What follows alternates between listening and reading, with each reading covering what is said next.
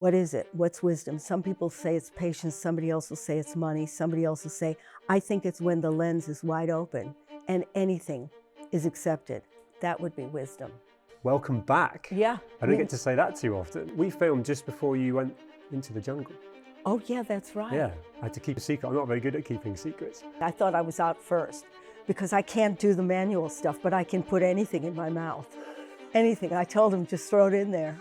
I used to say to Ginge, when are we live? And he said, we're always live. Your curiosity was piqued because, you've got a degree from Oxford. When I auditioned for Oxford, I said, it doesn't matter if you take me or not because I'm going to study this anyway. And the way to get your way is to say, I don't need you. So they said, come on in. Everybody's kind of dizzy from real life, just the clanging and the I'm not good enough. I think we've all got it. I have it. I'm listening to you thinking I do that. The comedy thing, which gets in the way of it. They think if it's a comedian, how does she know about mindfulness? But we reinvent in our lives, for God's sake, give me a break. Are you an addict, do you think? Am I an addict? No, I just feel much better for it and I give myself a really hard time if I don't do it.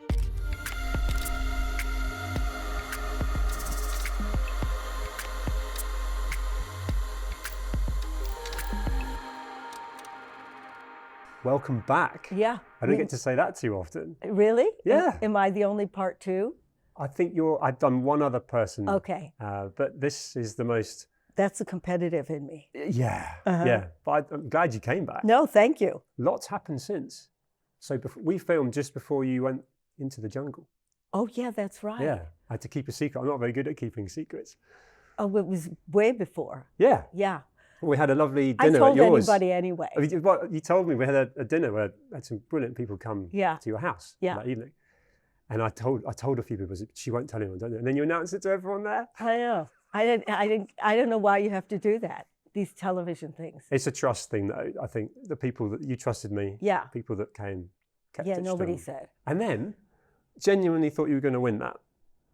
I did too. Yeah. No, I didn't really think. I thought I was out first because I can't do the manual stuff, but I can put anything in my mouth. Anything. I told him, just throw it in there. So I was good at that. Yeah. But it's on. I used to say to Ginge, when are we live? And he said, we're always live. I didn't realize. I thought there's a moment where we're on. It was never a moment, right? No, I didn't know that. But that's funny because that taps into what you used to do. You used to keep the cameras rolling. Never all the turn time. the camera off. And usually when we say it's the end, we're still rolling. And that's where people relax and become themselves. Yeah. But I didn't, the cameras are hidden. Mine are out there in the open. But you are, we've been talking off camera. I've never seen the show, so I don't know. No, I know. I find that fascinating. I like that little small embryos like me. Tiny little unborn fetuses come and ask for my autograph.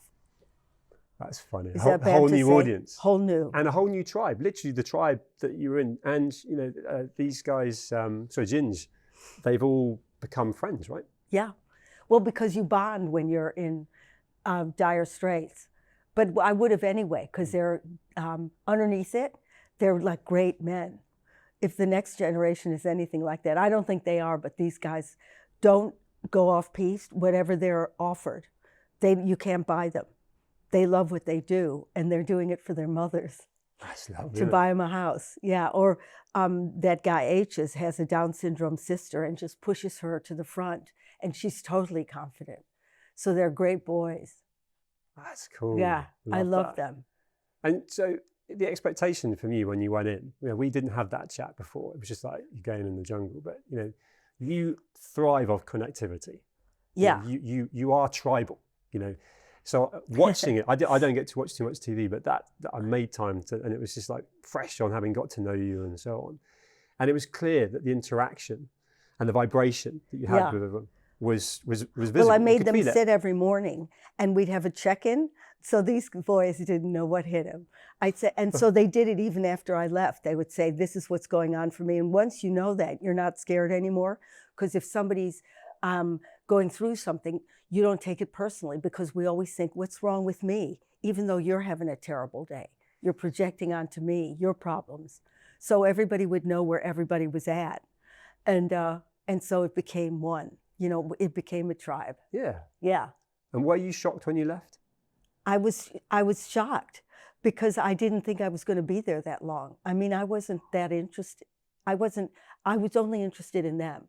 So I don't know how that appeals. A reality shows where they put cats among each other. Sure. So we had no victims. So I was just having a great time getting to know everybody and kind of plunging into their brains. Yes. And doing anything. Which you love doing. Yeah, you had a captive audience, right? Yeah, but that wouldn't keep you in. You have to do those chores. And they kept eliminating me because I had knee surgery.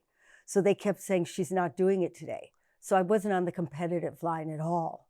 Interesting. Yeah. So actually it had nothing to do with what you were doing, probably more of a fear element to They were guys scared behind that them. I'd sue them. And I wouldn't have. I don't care. I have very little fear. It could be my medication, but I have very little fear. We need to go there. Okay. I mean, you said you put anything in your mouth, and I know you're having fun with that, but it was so clear that if they put anything that clearly I would not eat, and most people wouldn't, you'd be like, bring it on. And I want to bring mindfulness into this. Right. And straight away. Snakes didn't bother me because you kind of, because I do meditate or I do mindfulness, you can kind of observe the situation rather than be in the situation. So the guy even came out, he said, don't handle the snakes that badly. There was just no fear. I had to count them. And people were going, what are you doing with them? There's part of me that lays back a little bit. Nothing's fearful. A ruby. I mean, if I was drowning, I'd probably run, I'd try to swim. Sure, but that's an actual, that would be a physical reaction. Yeah. You're controlling this. And a ruby of 30 years ago. Couldn't have done that. Gotcha. Yeah. So that's massive progress. Because this is where I know that. Well, it's like you do 100 push-ups a day. I do 100, I do my meditation. Which is effort. Well, it's your discipline. brain is getting buff. There's areas in your brain. I do it because of the neuroscience, because that's what I studied. And so I know that when I'm doing certain things, and it's not just sitting there breathing with my eyes rolled back on a gluten-free cushion, it's because I'm exercising certain areas that give me more attention than the normal person. So I can focus easier. Not bully for me, I wasn't born like that. Sure. And I'm all over the place, but boy, can I focus. And when other people burn out, like they did, I can stay up to 17 hours. But it's only because it's like you can lift a grand piano. So this is mental fitness. It's mental fitness. So if I'm aspirationally wanting to get there, which I am, right? So I'll do my 100 press-ups in the morning. Yeah. And I'll train my body. And then if I want to now bring that mental fitness forward, talk me through that. Talk me through your journey with it, because that, the first time you go in the gym, it hurts. Yeah. Right? Same thing with this brain. This is the Iron Man of the brain. It hurts. But if it really hurts, it's like going to the gym. After 90, you collapse. Walk away. So I don't think meditation is for everybody. I think if it really is agony, like yoga for me, I'm competing with the 17-year-old tying my legs over my head. I can't do it because it makes me too aggressive. So walk away. But I lift weights too. I can do push-ups. I bet you can. There's not a lot you can't do. Your energy levels are off. No, I can't do 100. But for a girlie, it's just been joking, but it's become a default for me where they're easy to do. And right. I can just.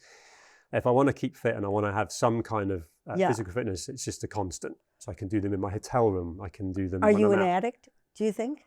Am I an addict? No, I just feel much better for it. And I give myself a really hard time if I don't do it. So I'll start the day with it because my day gets too busy if I don't. Right. How does that relate to you with where do you fit the mental fitness in? Because this is clearly a constant for you. Yeah, well, if I can get up and do it, that's fine. Yeah. But otherwise, in the back of an Uber or on a tube, or, I wrote a book about it, A Mindfulness Guide for the Frazzled, just throw that in. But I wrote a book about it, and you can do it walking, sitting, at the office, wherever you are. Your gym is going with you. So you're playing with certain parts of the brain. Sure. And you can do that anywhere. I mean, you can weight lift with your handbag. Yes. Why go to the gym? I used to do that. I take a heavy bag, or in the supermarket, you put a lot of frozen turkeys in the thing and you can get that stretch. Then I take them out again. I don't want a frozen versatility. Turkey. Yeah. Or in the elevator, you put your foot on the rail and then you stretch. And then and then the door is open. I don't care. The thing is, I don't care. I don't have a sense of humiliation. Where's that? How have you? That's something you trained genes. yourself. No, I think that's genes. I mean, my parents were immigrants. So, they hopped on an ocean liner out of Europe. So they were clever as to how they scuttled. So I have a scuttle thing too. Like I'll do anything for what I need to do. That's proper survival though, isn't it? That's survival. That's instinct. Yeah. But what I like about the mindfulness side, about it, that feels like there was a need for you to learn that, but also your curiosity was piqued because, you've got a degree from Oxford, and that intellect side of you was probably not something that a lot of people knew about. Well, I didn't have it as a kid. No, but it would have been dormant because it wouldn't have been front facing. You were in survival mode as a kid. Yeah, that's you true. You brought the humour through. That worked for you. Then you build a career on it. But actually, it feels like your favourite thing to talk about now, and rightly so, is because it's been transformational for you, and it's a priority for you. Who never knew that I'd know about neuroscience? But when I auditioned, the actor, when I auditioned for Oxford, I said, it doesn't matter if you take me or not, because I'm going to study this anyway. And the way to get your way is to say, I don't need you. So they said, come on in. Also, there's determination there, right? She's going to do this. You can feel that, right? Yeah, it was like I got in the Royal Shakespeare Company and I had absolutely no talent at all. And when I go on stage, you'd hear people going, is there somebody from Chicago in The Tempest? Because the accent was terrible. But, I just thought, I'm going to be in this company, so forget about it. And luckily, Alan Rickman said, you can't act, you're terrible. And people would throw little notes on to me. I don't know if I said it before, saying, get another job. And he said, write scripts. So he trained me. So I found the right mentor. Yes, yeah. So true. I'm not pushing on the wrong door. No. I came to watch you at the Richmond Theatre on the beginning of your tour. And I saw firsthand how much you love interacting with an audience. So the show was about you, rightly so. And it was going back to... Well, it was showing clips of my old shows. Yeah. But my point being, it was about you, but you brought the audience in. I literally felt that in what was initially sort of conversations about the interviews you've done and some of the stories. When you flipped it to the audience... Yeah, I like that part. Yes, I could tell. But also... Yeah. I feel like perhaps particularly the era you've come through, that a lot of people that have made success of their careers would want control of the questions, so they'd be choreographed, and I want to know the questions. I felt like you thrived off the fact that you don't know what's coming next. No, I like that. It's like batting a ball that keeps coming, but I want it coming back. There's too much ego and narcissism in the first bit. I'm saying, look at this, like a little girl showing off, which I feel my career was. It was a small child going, look what I can do. It was show and tell. And then this became, I'm just using myself as a conduit for you to come at me. I want to know your story. I mean, it's much more interesting than mine. So my favorite bit is the second half. And everybody wants to talk. Everybody wants a conversation. They do. I can feel that. And it was so clear that the questions weren't pre-prepared, and you didn't need any time at all to answer them. And I wonder whether that's something that, because I know you want to take that further. And also with Frazzled, you do it every week. You do it every other week. Yeah. And you do that. I believe you started that in lockdown. No, I started it 8 years ago. 8 years ago. Yeah, 8 years ago. My bad. So the way I was going with it is, I feel like that's as much for you as the people that you help, because you get that connection. And I hadn't realized how much of that was important to you when we first met. It was like... Well, I'm always looking for my tribe, because I came from immigrants and I didn't fit in America. So it's like I'm pulling my people from different sections, and they come visit me. So somebody from LA came to York a few days ago. So they see me on Frazzled and I get to know them. But every time I get off, I'm sort of pissed off that I have to take time and do it, because I've got other stuff. And every time I get off that Frazzled meeting, I go, it's like going to church, is that I feel I'm in a room where the compassion flows at me and I send it back. And so you just see, if they say you can't see love over a computer, you can see everything else. Come on. So you pass the hormones. That's great. And so you're full of it, full of this love. Can feel that. Few people I've now spoken to who know you have said that, which is why I thought it started in lockdown, that when they found you through Frazzled, and they benefited so much from that connection that was missing during that time. So that's why I was... Oh, and let me just say, if they want to get on, it's frazzled.org, frazzledcafe.org. Anyway, that's my plug for that. And then bringing that connection to a much more sort of higher frequency, if you like, doing retreats now. Yeah. Tell me about that. Yeah, your face lit up then. Yeah. Right? So I can imagine if I and other people were coming on a retreat with you, we're already looking forward to it. But I feel like you look forward to it just as much, because you're going to have a deeper dive. You're going to have a chance to you know, almost like the analogy of someone being a bud and you open up the petals. And I feel like you really enjoy that because that's you stimulating what you've learned and how you can actually help someone. Well, also the comedy thing, which gets in the way of it. They think if it's a comedian, how does she know about mindfulness? But, you know, we reinvent in our lives, for God's sake, give me a break. So, I mean, I'm amusing, but I'm still telling them how to use their brains, and they never thought of it before. But they come in spin cycling. You know, everybody's kind of dizzy from real life, just the clanging and the I'm not good enough. I don't know if you meet that when you're meeting these great businessmen with their... I think we've all got it. I have it. I'm listening to you thinking I do that. No, I think I'm doing it. Life's busy, right? I've got kids with GCSEs. I've got all sorts of stuff going on. Yeah. And we have that recording going on anyway, but I'm teaching them how to get distance from it. You need your thoughts because we're creatures that think, but some of the thoughts are just detritus and some of them are important. So in a way you become the like the orchestra conductor to go, that's garbage, that what I need. It's almost like I can hear the faint whispers of he's looking at me like I don't know what I'm talking about, but they're kind of back there. It's their usual visitors. They're almost my friends. That's the background music. I can't help it and people can't help it because the culture is ill. You know, the culture, we caught a virus from it. If you don't think you're good enough or you think you're avoiding the news, you're getting it anyway. You know, those memes are everywhere. So, you know, our skin has got it. I mean, maybe if you're living off grid somewhere, you're free, but somebody's going to call you and say, guess what's happening in the world? Because we want to pass the poison. It's just another meeting at the watering hole. You know, if there's like a buffalo coming, everybody's going to scram. So we're all looking for fear and think it's helping the next guy if we tell them about it. It's poisoning them. But that's the way humans are. I mean, the first thing I say is we're flawed. It's the human condition. So we beat ourselves up even more for these things that are, it's our legacy. You know, part of us is, I was saying, still Stone Age. So we don't realize the wallpaper's changed and we react in a kind of a primitive way. So part of me wants to kill you. Me personally. Well, you know what I mean. When you No, tell me things that I envy, I want to take a claw and just swipe it. But you can feel that. And a lot of people who aren't aware of what's going on inside will swipe it, but they'll do it, you know, passive aggressively because they don't know what's bubbling down there. Yeah. So what do you want to achieve out of getting people together on a retreat? Because everything there was so much in what you just said there. So you're calming the noise, can't stop the news. It's coming at you, the way that we're all affected by that. So with on the retreat, what can someone potentially walk away from a retreat with you and take away that is completely different from when they came in? Well, I give them a tool. You know, there's so many lectures about compassion or self-awareness or whatever, and I always go, how? How do you do it? Especially in business, there'll be some PowerPoint guy clicking away. I once did a show where I pretended my clicker broke, so I kept pointing with a laser to a wall and saying, this is what you would have seen. I mean, it was for comedy.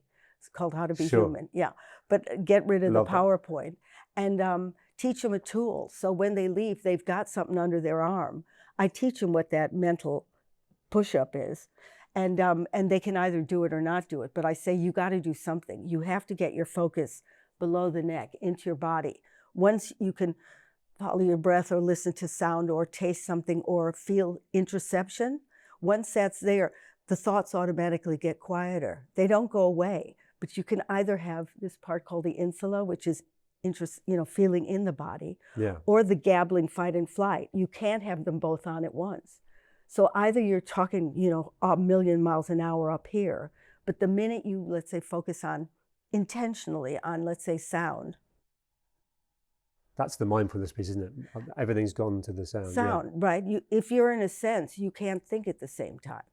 But then the thoughts come, you bring them back to the sound. The thoughts come, you need them. It's the barbell. You need that exercise just for a few minutes a day. You're not in the gym all day. You listen to the sound or the breathing, watch where the thoughts go because they got to take over. But instead of letting them ruminate, which they usually do and keep you up all night, you just bring it back to the breath. And every time you do that sit-up or whatever you want to call it, the barbell, you're building the insula so that when the shit hits the fan and you're shouting at me, you know, people say, oh, I jog or I play golf. Well, what are you going to get out the golf clubs when you're shouting at me? So I can sit there and I can go back to inside my body and the shit will hit you right back because I'm not locking antlers. So interesting. I mean, that's why Arabs use those beads, or, because part of your attention is going to something physical. So the cortisol lowers. As soon as you're touching, or you're in your body, or you're feeling the ground, or an athlete is inside of their bodies, the cortisol comes down. If you know the mechanics of the brain, it really helps you understand how to run the mothership. There's the science behind it, because emotions, we all have them, right? And they lead to our thoughts. And I love the saying, water the flowers, not the weeds. And I have to consciously remind myself of that with the things that are in my life daily. Some people can do it, but other people can't get control of their attention. That's why the world now has ADHD. They don't have ADHD. The culture is confusing them. There's weapons of mass distraction everywhere. Engineers know that, and advertisers know that. So we're split. Like, where do you look first? Because there's so much eye candy. So at least with mindfulness, this exercise, just, and the more, the wilder the thoughts are, the harder the barbell is, and you bring it back to a physical sensation. So when I'm on stage and I'm losing my lines because I'm scared, the audience smell my fear, and you can see them. They're starting to get angry because they don't like catching fear. So then, because I'm used to it, if I send my focus to my bum on the chair and my feet on the ground, it sounds so simple. I can lower my cortisol in front of them, and then they start laughing again. Just because I'm used to it, not because I was born with it. You can't go to your breath because you're still talking. You can't go to sound because you're talking, but you sure can feel your body, and you go back in it, and you're lowering your cortisol on purpose. And we work like neural Wi-Fi, so they catch it too. If I'm cool, you're cool. Then. Yeah. If I'm aggressive, then you're going to catch it. And businesses should know that, is that if you come in with anger, people are going to catch it. Even if you're hiding it, they're going to feel it. So better I feel it. You're passing it on. You're passing it. Yeah, and if you're reciprocal to it, you're going to absorb it. Whereas if you've learned to effectively have the barrier, as you say, I it bounces just can off. feel it. I can feel the, anger, which gives me a pause. I send, instead of my attention to you, I send it to, where's that pain? Where's that stabbing in my stomach? And just by noticing it, because I'm not repressing it, I'm noticing where it is, it starts to disperse. That's how mindfulness started, with physical pain. If you send your focus to the area, you realize not your whole body's infected. And that keeps moving. There's no solid pain. You still have it, but it moves around. So my professor at Oxford did it with emotional pain. So you go to the spot where your heart is broken, whatever, the language will stop, and then you just feel the sensation. Sensation can't make you ruminate. It's just a sensation. So heartache or heartburn are actually registered in the same part of your brain. Wow. What about compassion here? So having those voices in your head that you calm yourself, and then sort of telling yourself that things are going to be okay, or that you are good at something, or you are worth it. The reverse of that. That's thinking, because the next voice will say, what makes you think you're so special? So you're really trying to get out of your mind. Thoughts are happening all the time, but they're quieter, and you're not so at the mercy of them. You're in your body. And athletes know that too now. When they practice a sport, they know to get, in there, feel it, so that when they do put the tennis racket in, their muscles are primed. So they're being trained this way too. Or Qigong or Tai Chi. In your body, you're safe. Your emotions won't make you burn out. Your thoughts will. That's interesting. So relating it specifically to you, with your emotions, and effectively juggling medication now, which we talked about previously. If this was the boundaries before, imagine, are you sort of now, and for anyone listening, they were massive, and then are they reduced now because you can't go to a place that in any one way? Well, I have a disease. I have depression, and that's going to hit Buddha. If he had depression, it's like cancer. So it hits anyway. Once you get depression, and I'm not talking about anxiety, I'm talking about the full sickness of that, you forget about mindfulness because you haven't got a mind. That's the disease. It goes and you're just left empty. Your agency's gone. So when it starts to come back, I go back to the gym. It's hard to... So it's a constant effort. It's a constant battle to ultimately keep that at bay. Well, I can hear it coming. That's the beauty. That's why I study. The signs. Yeah, Yes. I can hear it. My hair gets a different texture. I can look at it in my eyes and I go, uh-oh, it's coming. And to have warning means that you can do stuff about it. It's still going to hit, but it's not 5 months, it's 5 days. And how often does that happen to you? Maybe once a year, twice a year. Okay. Yeah. Compared to what was probably a Quite really a- difficult time. Yeah. So it's massively managed now, and you can credit the mindfulness. But and it's the, still coming. That baby's, in the background. That phantom's waiting. And it could happen even when you win an Oscar. I was just going to say, so do you got know no- that maybe the word's not right, but the trigger kind of, do you No, know? I think that's anxiety. There's triggers with depression. That's why people who are in the prime of their life still might take their lives.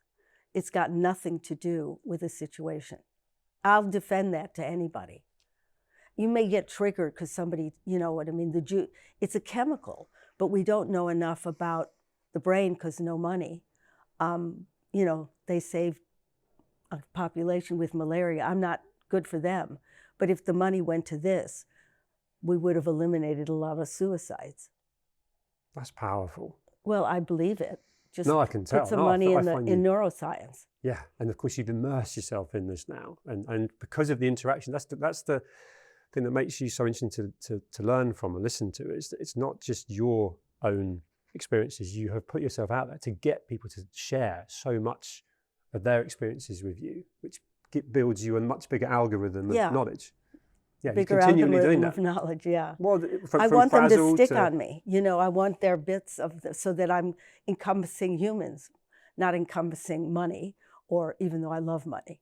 But, I want to build myself so that every human that comes up to me, I can relate. That's the ultimate. I mean, I was just with somebody this weekend who, you might think is a little weird. You know what I mean? He's on the spectrum. But as we're talking, it turns out that he's a woman, but is a perfect man and had a baby as a woman and was a beauty. But, so otherwise I just go, this guy's a little weird. But, you scrape away at anybody Yeah. and it's fascinating. Yeah. How fascinating was that? I mean, his name's Frank, but he was Faith. So I never would have suspected, and suddenly they've got me completely. And I think this really is worth taking my time and finding out about. Slow down. Yeah. Deeper dive. Yeah. Yeah, I bet And that was so interesting. mindfulness teaches you a little, don't judge, pause. It just teaches you to pause, that's all. Because you may look like somebody who gave me a hard time when I was 16. I don't need to run to a shrink for that one, because you do it unconsciously. But with that mindfulness, I pause. I suddenly go, this is not what's sitting in front of me. And in the pause, everything cooled down. And then you see them from another angle. You've allowed yourself the time. Yeah. And then there's a part of your brain that's working to cancel out what the initial thoughts Well, would be. the anterior cingulate cortex is in charge of your attention. So you focus more on seeing this person isn't that person at all. This is something completely original. How much of what you've learned has come from being around someone like an expert, books, and putting stuff into practice that you've had to then learn what works for you? It's a tricky question to answer. But Yeah. I'm just interested to know, because you've kind of done all of that. I'm just wondering if I wanted to really now, I'm inspired by this conversation. I want to take this and I want to start working that muscle. Yeah. Almost, I guess the question is actually, where should I start? Is it find an expert and get Come that to my information? retreat. Come to my retreat, because I'll teach you the tool. You have to go on then on your own. That's what everybody is, entitlement, like, oh, give me the pill. Goes back to the algorithm of knowledge, because you've done so much work yourself to have it all, to be able to, and your articulation, so you can then pass that on. That's the pleasure. But I mean, I had the best teachers. I had the ones that brought mindfulness from the East to the West. So I have John Kabat-Zinn. That's a sexy word if you do mindfulness. And Jack Kornfield and Mark Williams. They're the men that brought it over 60 years ago. If it wasn't for them, it wouldn't exist. So they trained. John was a molecular biologist, and he trained people who were in chronic pain at Massachusetts Hospital to deal with the pain. So it was, rather than running from it and suddenly getting your shoulder, and having a heart attack because you're pain here, Sure. he taught people to go into it, into their pain, and then watching it shift. So they weren't pain. There was pain, but they weren't pain. Like, I don't have depression. There is depression. Yeah. So there's a little bit of a backseat driver. What are you working on the hardest for yourself at the moment? There's so much you've done work on to be. Yeah. the best version of yourself, what requires the most amount of work now for you? To write another book. Because part of me is There's really... no stopping you, is there? No, I've got to write one more. But I want to write about wisdom, and you can get wisdom at any age, what that is. You know, to open your lens as wide as you can. What is it? What's wisdom? Some people say it's patience. Somebody else will say it's money. Somebody else will say, I think it's when the lens is wide open and anything is accepted. And also, you're not obsessed with your own thinking. You're free from that. That would be wisdom. To, you know, at the end saying, I saw it all and I tasted it all and I was awake for it. So how do you get awake? It's not through sit-ups. No. What's your absolute favorite thing to do? Because you are busy. You've just, filming in central London, it's middle of the day. You've already been somewhere this morning. You're obviously doing something else later. But in terms of that prioritizing favorite thing to do, what is it? Swimming in cold water. I was not expecting that. Favorite thing? Are you actually enjoying it when you're doing it? Oh yeah, I love the ice.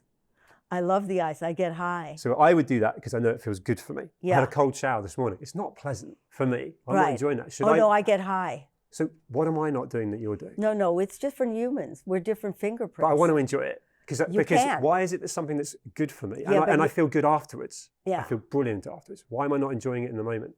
I'm not in your body. I don't enjoy doing 100 push-ups. I couldn't. I cannot do what you do. Somebody can't do what I do. And that you don't want people leaving your retreat going, well, she can do it, I can't. You're saying, here's how you do it. You do 3 push-ups, if it's important to you. I mean, if you want breasts growing out of your arms, fine. I said when I came here 30 years ago, people weren't even brushing their teeth. Now they want to look like the Hulk. But I mean, you'll get a hotter date, but I'm going to live longer. I knew at some point you'd get a proper laugh out of me. That's No, it looks good. Yeah. And I get the endorphins, but the difference is when I from the situation when the storms really are raging, or somebody's giving you aggro, or you're really stressed, I want a tool that can bring it down. I want a barbell so that I can pull that cortisol down. Your push-ups won't do that. Not because of you. It's just not in the physiology of humans to be able to lower your cortisol. Because endorphins taste delicious, but so does adrenaline. That's why we jack ourselves up sometimes. Can I use that word? Just did. Yeah. Well, it's a different thing in America. It doesn't mean. Okay. Now we can't. It's a different thing in America. Yeah, it means, get yourself riled up. Yeah. It tastes so, I always say adrenaline is so delicious, like nobody gets addicted to kale. You want to hear the news so that you can tell everybody, you know what Trump is doing? That's why he's going to win again, because the adrenaline is so addictive. He probably won't, but somebody like him. So we can gossip, because that's what we love to do, is on the white picket fence, rage our anger, and then they pass it to, but also compassion passes. So that's the idea. But I don't like to say the C word, because my dad said, if you stop to be nice, you lose. Because he was a businessman and an alpha. It's hard for me to say compassion, but my professor said the fact that you sit and do mindfulness, that's self-compassion. I love that. That's a really important takeaway for me. Yeah, not necessarily feeling that I've got the ability to be compassionate to myself, angry voices in my head and so on, but actually the fact that I'm thinking about it and making time to be mindful brings the compassion. Yeah. Automatically to yourself. You don't have to think compassion. And if you do something kind, like I work sometimes with refugees, and I only do it for selfish reasons because it gets that juice going. And people say, and I've told people that, and they go, well, at least you showed up. You know what I mean? It's more than you did. Yeah. But I do it so that I can get that hit. Or sometimes I'll let somebody jump in the queue in front of me. You're driving. And my instinct is to give it to them, but I just go, yes, I'm an idiot. You're right, I'm crazy. And they don't know what to do with their anger. So I play around with it. But boy, can I hit rage. I mean, I was When addicted. did you last hit rage? If I think somebody's taking advantage of me, I'll give it to them. But I'm now starting to study giving rage without feeling it, because some people need their asses whipped.